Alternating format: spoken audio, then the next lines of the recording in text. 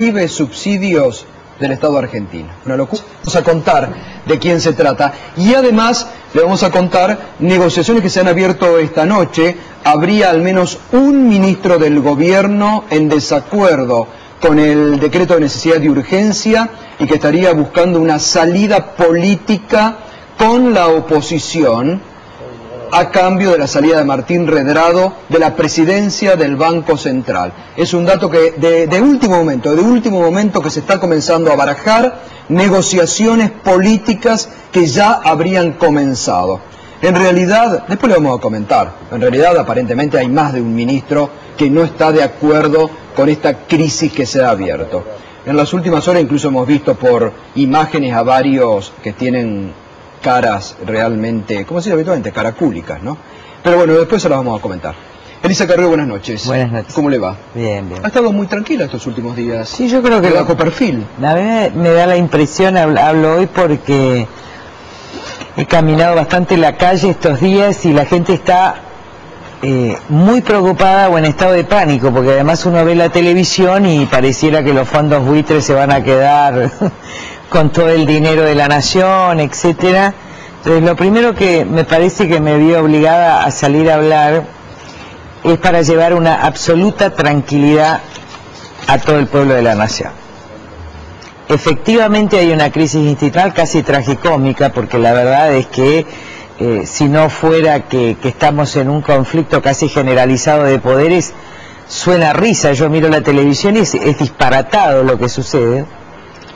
Pero nada le va a pasar grave a la nación, ni a la gente que trabaja, ni a las pymes. Así que la gente, si está de vacaciones, puede quedarse de vacaciones. Digo, en esto hay que llevar una absoluta tranquilidad porque esta crisis se va a resolver entre esta fecha y marzo, pero se va a resolver y se va a resolver de la mejor manera, creo yo, y tengo esperanzas de que así sea. Pero esto es lo principal, porque si no la Argentina... La sensación que tiene la gente, me encontraba con empleadas de comercio, de galerías, es la sensación del pasado. ¿Se acuerdan con Chacho, el conflicto con De la Rúa, la crisis? Entonces, nada de esto sucede.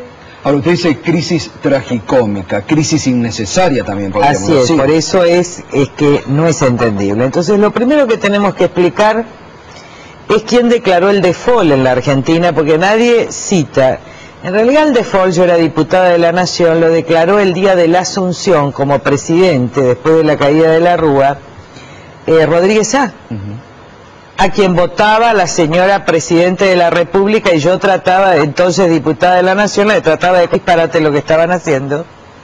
Fue votado por el Grupo Federal que integraba a Cristina y Néstor Kirchner, declararon provincias que se llamaban, declararon el default en ese día, tremendo. La verdad es que los únicos que impugnamos por inhabilidad moral a Rodríguez A. fuimos nosotros, y la señora Presidenta estaba aplaudiendo ese default. Esta es la verdad, histórica, que uno la puede ver en la televisión. Me acuerdo hasta dónde estaba sentada Cristina Kirchner al costado y en qué lugar estábamos nosotros. Así que, como consecuencia de ese default, después se trata de negociar la deuda. Entonces hay tres tipos de acreedores. Acreedores que entraron en el canje, cuando era ministro Roberto Labaña, canje que para Alfonso Pratgay, entonces presidente del Banco Central, era sumamente desventajoso para la nación, que es una de las causas también porque no renueva su mandato. Y quedaron dos tipos de acreedores más. Los acreedores que estaban con grupos negociando un nuevo canje, y los acreedores que querían ir por el 100%, que son los llamados acreedores buitres, que iniciaron demandas en el Estado de Nueva York para el 100%, y que vienen persiguiendo al Estado argentino. Entonces, la señora Presidenta el año pasado quiere iniciar el canje con el resto de los acreedores, y salvo este pequeño grupo que está litigando en los tribunales. Es decir, que es la Presidenta la que quiere pagar a los acreedores. No la oposición le está diciendo que pague. Ahora, ¿qué pasa con los fondos buitres, esos llamados fondos buitres? Son acreedores que quieren con sus abogados el 100%. Y lo que quieren es embargar cuentas argentinas en el exterior. Entonces, cada vez que acuerdan una deuda o pasan algo, ellos libran un embargo. En el caso del Fondo Monetario Internacional, para que se entienda, cuando se pagó al fondo, cosa que nosotros nos opusimos por innecesaria, digo, porque hubiéramos pagado menos intereses si se hubiera pagado en los plazos, se libraron fondos y cuando pasaron por Nueva York fueron embargados. ¿Pero por qué se liberaron? Por tres cosas, dijo la Corte de Justicia Americana. Primero, porque el Banco Central era autónomo. Segundo, porque eran fondos de un Banco Central autónomo. Tercero, porque estaban pagando a organismos multilaterales de crédito. Es decir, al Fondo Monetario Internacional, y no se trataba de acreedores privados. Por eso no quedaron, ese famoso embargo de 100 millones de dólares fue liberado. Pero no hubo una ratificación del Congreso. Y porque hubo expresa ratificación del Congreso a la operatoria. Muy bien. Esto estaba en conocimiento del gobierno argentino. Cuando la Presidenta de la Nación entonces, que tiene ya en el presupuesto autorizado para pagar los intereses de la deuda, crea un fondo del bicentenario por decreto de necesidad y urgencia, que no había necesidad ni urgencia.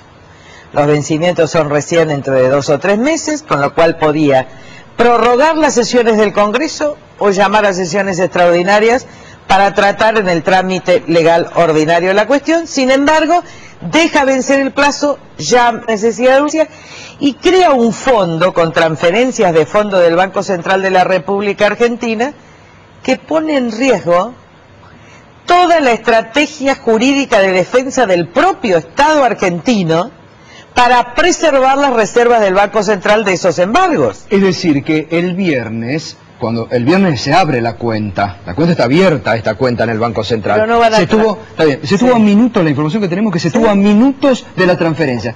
Si se hubieran transferido esos 6.500 millones, ¿hoy hubieran estado embargados? En realidad no, porque estaban acá, pero cuando en un momento que encuentren la transferencia, sí. ¿Está? En algún momento que pase por... Entonces, la que crea el problema es la señora Presidenta de la Nación, la que crea el conflicto de poder. Ella debe agradecer a la oposición, a Federico Pinedo, Patricia Bullrich, que interponieron una acción de no innovar, diciendo no transfieran hasta que no decida el Congreso. Fue un gesto de racionalidad política.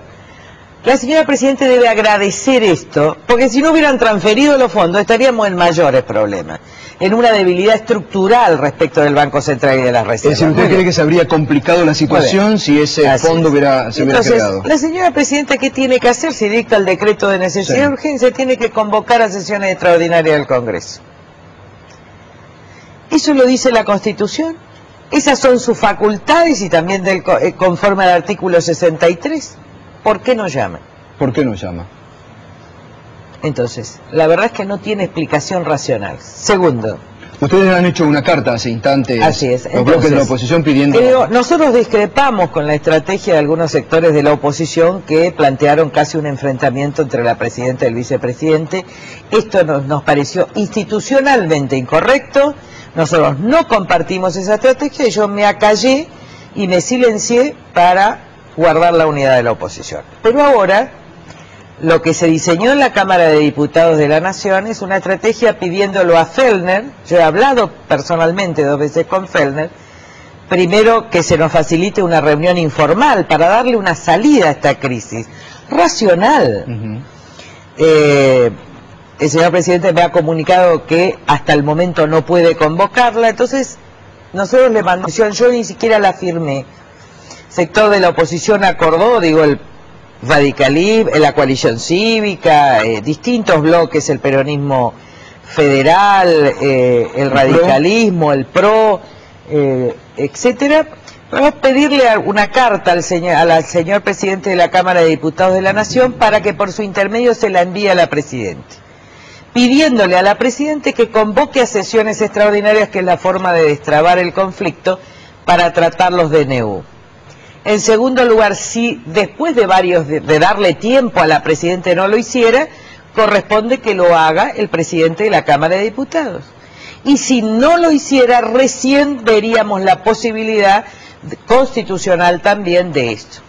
Y no estamos diciendo cualquier cosa. Miren, cuando el oficialismo dice que la Cámara no puede intervenir inmediatamente y tener una sesión, está contradiciendo a la propia Presidenta de la República, que en la sesión del 17 de diciembre del 2001 en el Senado de la Nación dijo que el Congreso podía incluso prorrogar sus sesiones aun cuando habían finalizado dictamen y resolución que fue aprobada. Entonces, si el Congreso puede prorrogar sesiones, aún vencido el término, cosa que yo dudo realmente, no me atrevo a decir lo que dijo la señora senadora en ese momento, ¿cómo no va a poder dar una intervención inmediata en términos del 99? Con lo cual yo creo que la sociedad tiene que tranquilizarse, también la clase política tiene que tranquilizarse, y encontrar un mecanismo. Creo que la mejor salida es que la señora Presidenta de la República convoque a las sesiones extraordinarias para terminar con esta pulseada política. No, y además esta judicialización, que se ha dado a la política. Yo he visto algunas intervenciones, algunos gestos esta tarde que no desmerecen, digo, a este u otro partido. La verdad es que se ve uno degradado la política.